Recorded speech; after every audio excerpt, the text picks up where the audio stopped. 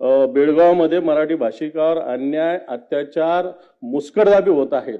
मात्र त्याच्याविषयी शासनानं भूमिका स्पष्ट केली पाहिजे.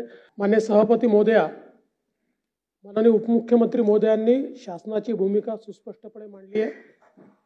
महाराष्ट्रातलं सरकार आणि महाराष्ट्राचं विधानमंडळ हे एकमताने आणि पूर्ण शक्तीने सीमावर्ती भागातील आमच्या मराठी बांधवांच्या पाठीशी आहे.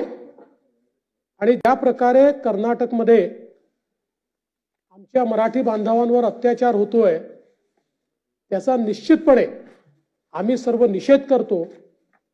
एक प्रकारे भारताच्या संविधानाने प्रत्येक नागरिकाला दिलेला जो अधिकार आहे या अधिकाराचं उल्लंघन कर्नाटकमध्ये चाललेलं आहे आणि त्या ठिकाणी मराठी भाषिकांचा मेळावा देखील घेता येणार नाही अशा प्रकारची अतिशय संकुचित भूमिका ही घेण्यात आलेली आहे.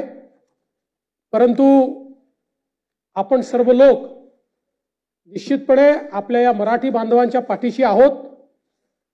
मागच्या काळात आपण निर्णय घेऊन त्यांच्याकरता शिक्षणाची, आरोग्याची सेवा देखील महाराष्ट्राच्या माध्यमातून उपलब्ध करून दिली आणि सातत्याने जोपर्यंत सर्वोच्च न्यायालयामध्ये हा लढा आपल्या बाजूने त्याचा निकाल येत नाही तोपर्यंत आपण लढतच राहणार आहोत हा निर्धार देखील या निमित्ताने मी व्यक्त करतो. आणि तिथल्या संघर्ष करणाऱ्या तमाम मराठी बांधवांना एवढंच सांगू इच्छितो की 12 कोटी महाराष्ट्राची जनता आणि जगभरातले मराठी माणसं ही पूर्ण एक दिलाने तुमच्या पाठीशी आहेत. आणि जोपर्यंत बेळगाव, कारवार, निपाणीसह आमचा संयुक्त महाराष्ट्र तयार होत नाही तोपर्यंत हा लढा सुरूच राहील अशा प्रकारचा निर्धार या ठिकाणी मी व्यक्त करतो.